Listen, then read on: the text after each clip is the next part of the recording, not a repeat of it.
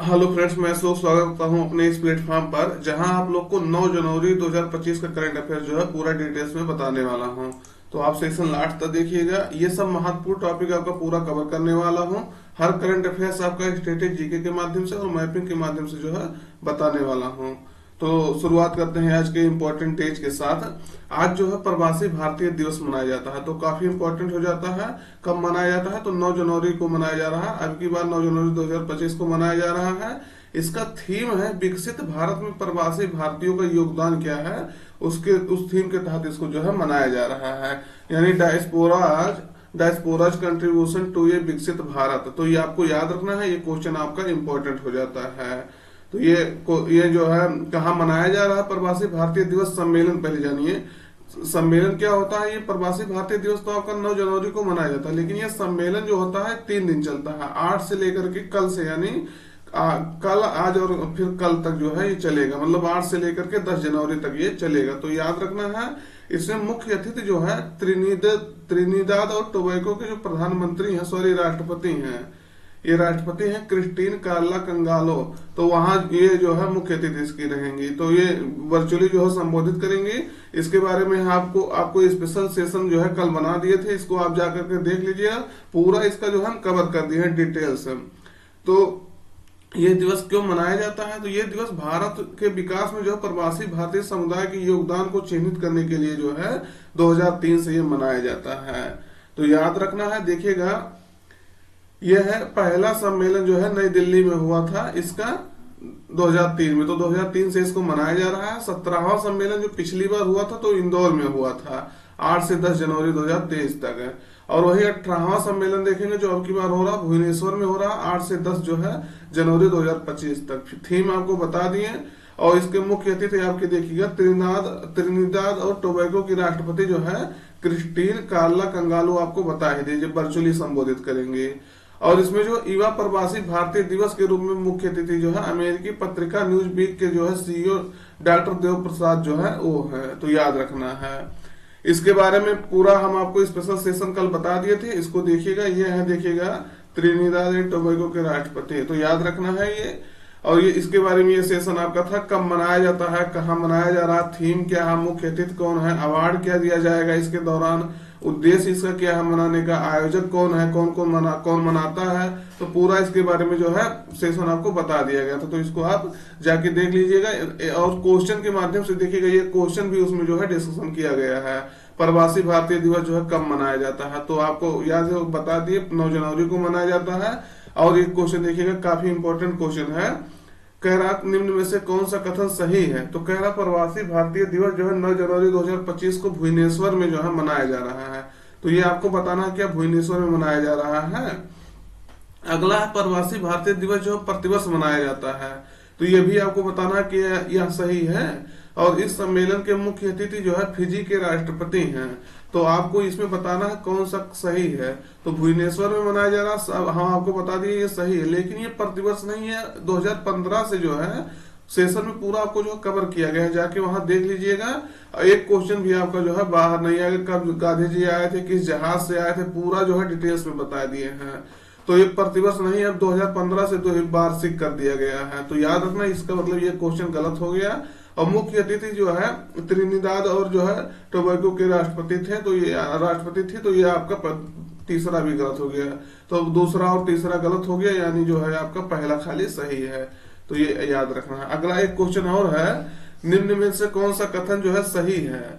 तो ये कह रहा 9 प्रवासी भारतीय दिवस जो है 9 जनवरी को मनाया जाता है। तो आपको बता ही दिए सही है। यह दिवस जो है 2007 से मनाया जा रहा। तो क्या यह आपको बताना सही है? फिर इस वर्ष इसका थीम है विकसित भारत में प्रवासी भारतीयों का योगदान। तो ये आपको बताना है। ये आपका तीसरा भी सही है, लेकिन दूसरा जो गलत है, क्योंकि यहाँ कह रहा 2007 से मनाया जाता है, जबकि आपको 2-3 बार बताया ये 2003 से जो है मनाया जा रहा है। पहला सम्मेलन नई दिल्ली में हुआ था। तो याद रखना है, एक क्वेश्चन आपका इंपॉर्टेंट हो जाता है। मुख्य अतिथि भी इसके जो है पूछा जा सकता है। तो आपको याद रखना है कहाँ के राष्ट्रपति हैं, उसके बाद उनका नाम क्या है। अब वो देश न्यूज में भी है, तो उसको पूछा, उस देश को पूछा जा सकता है। अगला क्वेश्चन देखिए काफी इंपॉर्टेंट है। ब्रिक्स का जो है 11वां सदस्य किस देश को बनाया गया? देखिएगा कहीं कहीं इसको 10वां सदस्य कहा जा रहा, तो अभी आपको हम डिटेल्स में बता देते हैं। बस इतना जानना आपको, ब्रिक्स का नया सदस्य जो है कौन बना है। तो विकल्प में है अर्जेंटीना, इंडोनेशिया, वियतनाम, नाइजीरिया। सही उत्तर आपका रहेगा इंडोनेशिया जो है इसका नया सदस्य बना है। 10वां सदस्य या 11वां सदस्य जो भी आप कहना चाहते हैं कह सकते हैं, क्योंकि हम आपको अभी बता देता हूं तो आप जो है उसका डिसीजन कर लीजिए कैसा माना जाए। ब्रिक्स का जो है 11वां सदस्य जो है 11वां सदस्य इंडोनेशिया बना है। इसे ब्रिक्स में जो है शामिल होने के प्रस्ताव को जो है 2023 में जो जोहान्सबर्ग में सम्मेलन हुआ था उस दौरान इसको मंजूरी दी गई थी, लेकिन अब को इसको जो है पूर्णतः ब्रिक्स का जो है नया सदस्य बना दिया गया है। तो ब्रिक्स के बारे में पहले जानिए कि इसकी स्थापना जो है 2006 में हुआ था ब्रिक के रूप में, जिसमें ब्राजील, रूस, इंडिया, चाइना था।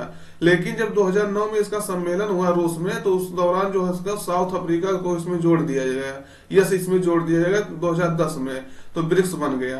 तो ब्रिक्स का हेडक्वार्टर जो है आपका संघाई चीन में है, इसको याद रखना है, क्वेश्चन ये भी पूछा जा चुका है। अब इसके सदस्य देखिएगा कौन कौन सदस्य हैं। देखिएगा ब्राजील, रूस, इंडिया, चीन, साउथ अफ्रीका ये पहले से है, आपको बता दिए। अभी 1 जनवरी 2024 को जो है 6 देशों को इसमें सदस्य बनाने के लिए मतलब सदस्य बने थे, लेकिन अर्जेंटीना अंतोगत्वा जो है इसमें से हट गया था, उसी समय हट गया था, तो सरकार चेंज हो गई थी शायद, तो ये अर्जेंटीना हट गया था, तो एक तो कट काट दीजिए, तो 5 और जुड़ गए थे। कौन? मिस्र, इथोपिया, संयुक्त अरब अमीरात और सऊदी अरब और उसके बाद ईरान।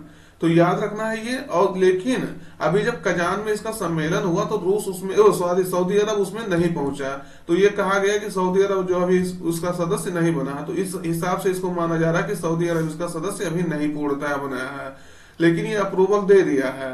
अब देखिएगा किस हिसाब से इसको माना जा रहा है, कहीं 10 दिखा रहा, कहीं 11 दिखा रहा, बस आपको बता दिए, आप अपने हिसाब से इसको डिसीजन लीजिएगा कि सऊदी अरब को माना जाएगा कि नहीं माना जाएगा। तो इंडोनेशिया इसका नया सदस्य बनेगा। देखिएगा इंडोनेशिया इंपॉर्टेंट ये है, इंडोनेशिया के जो राष्ट्रपति हैं प्रबोयो सुबियांतो, ये गणतंत्र दिवस पर जो है मुख्य अतिथि भी होने वाले हैं। तो अभी नए जो है चुने भी गए थे, तो ये मुख्य अतिथि भी होने वाले हैं, याद रखना है।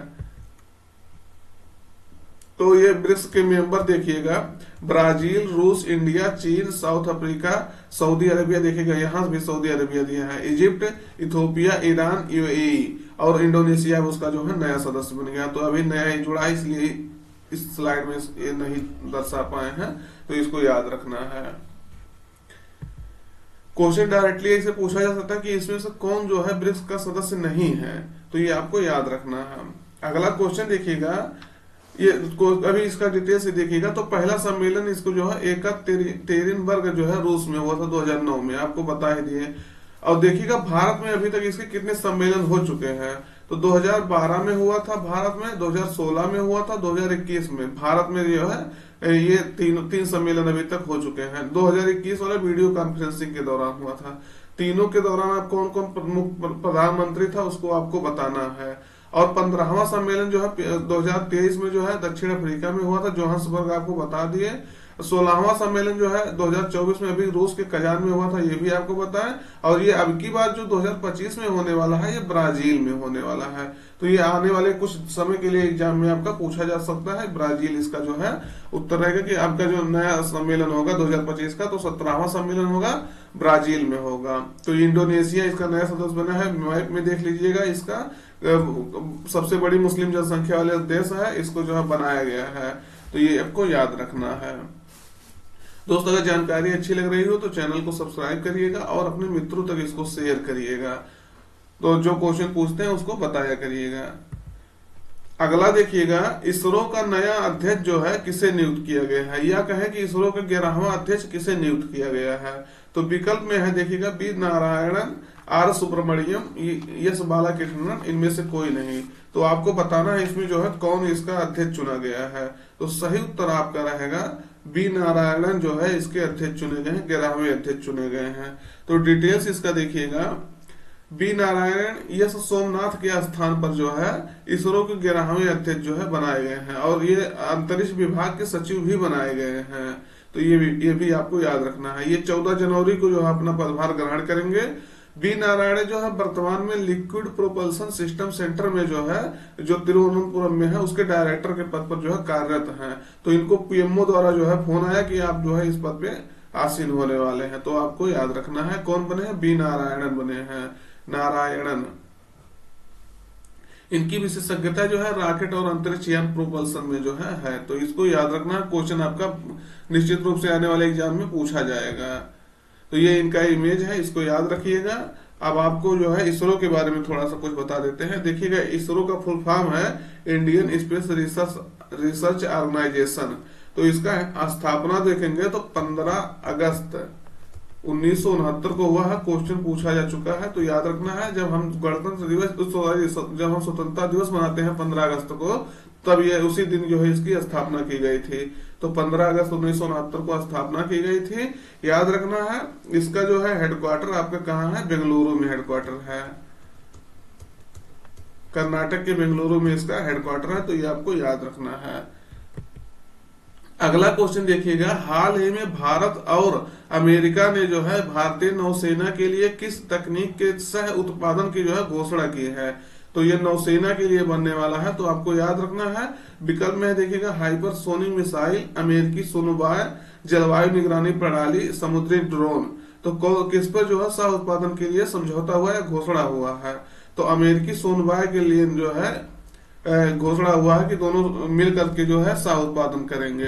तो ये देखिएगा क्या है, ये जो है पनडुब्बियों को ट्रैक करने का जो है कार्य करता है। तो महासागरों में जो है गहरे महासमुद्र और महासागरों में पनडुब्बियां होती है, उसको ट्रैक करने में ये काम करेगा। तो याद रखना है, नौसेना के लिए जो बनाया गया है तो अमेरिकी सोनोबाय, इसको याद रखना है। इसका हम इमेज आपको जो है, ये एक हाई टेक्नोलॉजी से जो है लैस है, जो समुद्र में और महासागरों में पनडुब्बियों को ट्रैक करने का कार्य करेगा। ये देखिएगा इस तरह से जो है। तो इसको याद रखना है। अगला क्वेश्चन देखिएगा, किस राज्य सरकार द्वारा जो है घोषणा की गई है कि सिंधु घाटी सभ्यता को पढ़ने वाले को जो है, जो उसकी स्क्रिप्ट को जो है पढ़ेगा, उसको जो है $1 मिलियन जो है दिया जाएगा। तो किस राज्य सरकार ने ये घोषणा किया है। आप सबको पता होगा, सिंधु घाटी सभ्यता, जिसे इंडस वैली सिविलाइजेशन कहते हैं या हड़प्पा सभ्यता कहते हैं, उसकी लिपि को अभी तक कोई जो है पढ़ नहीं पाया है।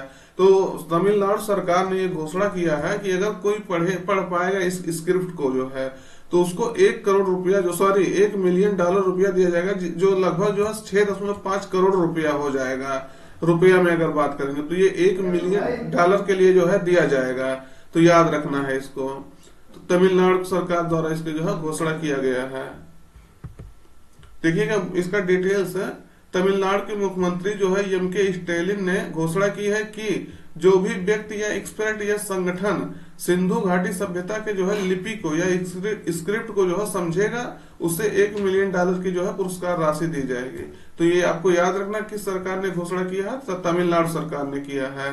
हड़प्पा के बारे में आप जानिए, इसकी खुदाई जो है दयाराम साहनी द्वारा किया गया था 1920-21 में। तो याद रखना है, ये क्वेश्चन पूछा गया है, कई बार पूछा गया है। इसका विस्तार देखेंगे तो थोड़ा सा विस्तार देख लीजिए, क्योंकि पूछा जाता है डायरेक्टली कि इसका उत्तर से दक्षिण विस्तार क्या है, पूरब से पश्चिम विस्तार क्या है।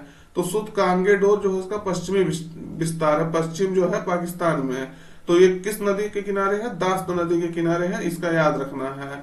आलमगीरपुर देखेंगे तो आलमगीरपुर आपका पूरब में है, जो हिंडन नदी के है, उत्तर प्रदेश में है ये आलमगीरपुर। और दायमाबाद देखेंगे तो दक्षिण में है, इसका विस्तार दायमाबाद तक है, गोदावरी नदी के तट तक है। और मांडा जो है उत्तर में है आपका, चिनाव जम्मू कश्मीर में, यानी उत्तर से लेकर के दक्षिण तक इसका जो है विस्तार इस तरह से है। जो इसको याद रखना है। इसका काल देखेंगे तो 3000 से 1500 ईसा पूर्व तक जो है इसका काल माना जाता है, लेकिन इसका परिपक्व काल जो है कहा जाता है 2300 से लेकर 1750 ईस्वी तक है। तो इसे आपको याद रखना है। हड़प्पा सभ्यता को जो है प्रथम नगरी क्रांति जो है काल कहा जाता है। आपको पता होगा प्रथम नगरीय जो है क्रांति यही हुआ था हड़प्पा सभ्यता में। लेकिन अभी तक इसकी जो लिपि है उसको अगर पढ़ लिया जाता तो बहुत सारी जानकारी आपको जो है मिल जाती, क्योंकि हड़प्पा सभ्यता कब विलुप्त हुआ, कैसे विकसित हुआ, तो ये सब पूरा आपको जो है बताया गया है। इस काल में जो है कांस्य यानी तांबा और टिन धातु का जो है प्रयोग किया जाता था, इसलिए जो है इसे कांस्य युग भी जो है कहा जाता है। तो आपको याद रखना है। ये देखिएगा हड़प्पा सभ्यता का कुछ जो है मैप है आपका, यहाँ इसका विस्तार ऐसे ऐसे था, तो आपको याद रखना है। यहाँ भी इसका देखिएगा मैप इस तरह से लगाया गया है। तो अगला क्वेश्चन देखिएगा, पंचायत से संसद 2.0 पहल का उद्घाटन जो है किसके द्वारा किया गया है? तो आपको बताना है किसके द्वारा जो है किया गया है। तो विकल्प में द्रौपदी मुर्मू, नरेंद्र मोदी, ओम बिरला, जगदीप धनखड़। सही उत्तर आपका रहेगा ओम बिरला द्वारा जो है इसका उद्घाटन किया गया है। तो इसका डिटेल देखिएगा। ओम बिरला जो है जो लोकसभा के अध्यक्ष हैं, उन्होंने जो है 6 जनवरी 2025 को बिरसा मुंडा की जो 150वीं जयंती थी उस पर जो है पंचायत से संसद 2.0 कार्यक्रम का जो है उद्घाटन किया था। इस कार्यक्रम का यही उद्देश्य है, जितने जो भी, इसको पहले देखिएगा, इस कार्यक्रम में पूरे देश से जो है अनुसूचित जनजातियों यानी एसटीज, शेड्यूल्ड ट्राइब्स की जो है 502 निर्वाचित महिला प्रतिनिधियों ने जो है भाग लिया था। तो ये इसका मतलब ये होता है जितनी भी छोटे लेवल पे जो महिला प्रतिनिधि हैं वो आकर के इसमें पार्टिसिपेट करें, उनको जो है बताया जाए कि संसद में कानून कैसे बनते हैं, कैसे क्या होता है। तो उनको कानून के बारे में, संसद के बारे में जो है जागरूकता बढ़ाने के लिए जो है मनाया ये जो है सम्मेलन होता है। तो याद रखना है।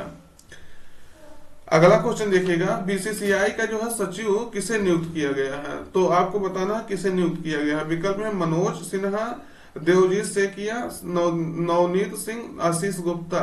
सही उत्तर आपका रहेगा देवजीत सेकिया जो है इसके सचिव नियुक्त किए गए हैं। तो ये जो है पहले अंतरिम सचिव थे, इंटरिम सचिव सेक्रेटरी थे, जो अभी इनको पूर्ण सदस्य बना दिया गया। रोजर बिन्नी इसकी घोषणा की है, जो इसके अध्यक्ष है बीसीसीआई के। तो देवजीत सेकिया जो असम के जो है प्लेयर रह चुके हैं, तो इनको जो है बनाया गया है, अंतरिम सचिव से अब पूर्ण सचिव नियुक्त कर दिया गया है। तो board of control for cricket in India जो है इसका एक फुल फॉर्म होता है बीसीसीआई का। 1928 में इसका स्थापना हुआ था, मुंबई में इसका हेडक्वार्टर है। तो आपको सब याद रखना है।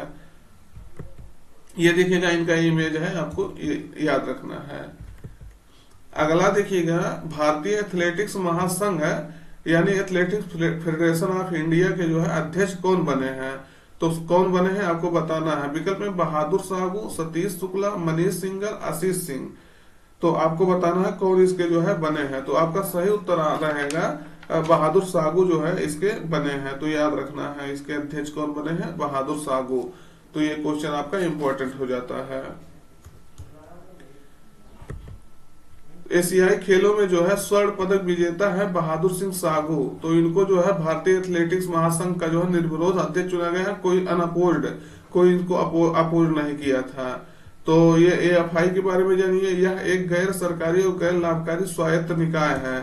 भारत में जो एथलेटिक्स खेल को जो है संचालन और प्रबंधन करने वाली जो है सर्वोच्च संस्था है। तो ये आपको याद रखना, 1946 में इसको जो है स्थापित किया गया था। ये इनका इमेज है, इसको देख लीजिएगा, याद रखिएगा इनको, बहादुर सिंह साहू। अगला और लास्ट क्वेश्चन देखिएगा, किस राज्य में जो है जल्लीकट्टू महोत्सव जो है मनाया गया है?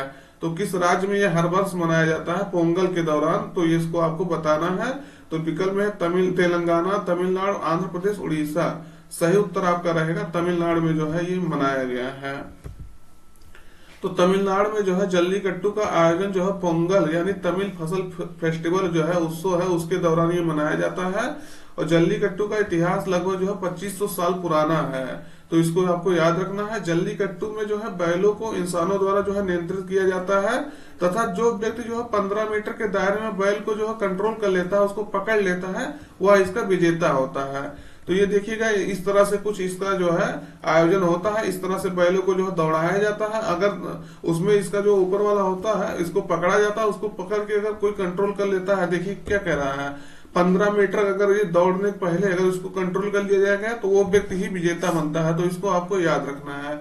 ये देखिएगा इस तरह से कुछ दौड़ाया जाता है इसको। और इसमें कई सारे जो है कैजुअलिटी भी होते हैं, कई सारे लोग इसमें घायल हुए हैं। सुप्रीम कोर्ट ने इस पे रोक भी लगा दिया था, लेकिन तमिलनाडु सरकार ने एक्ट पास करके जो है इसको जो है चालू रखा, क्योंकि ये जो है वहां की संस्कृति को जो है दिखाता है। तो इस तरह से देखिएगा कि आपको देखने में ही लग रहा होगा कि कितना जो है ये भयावह वाला स्थिति होती होगी जब इसको कंट्रोल किया जाता है। तो याद रखना है ये। आप आज का क्वेश्चन यही तक रखते हैं। सेशन कैसा लगा कमेंट करके जरूर बताइएगा। अगर सेशन पसंद आता हो तो चैनल को सब्सक्राइब करिएगा और अपने मित्रों तक जो है शेयर करिएगा। जय हिंद।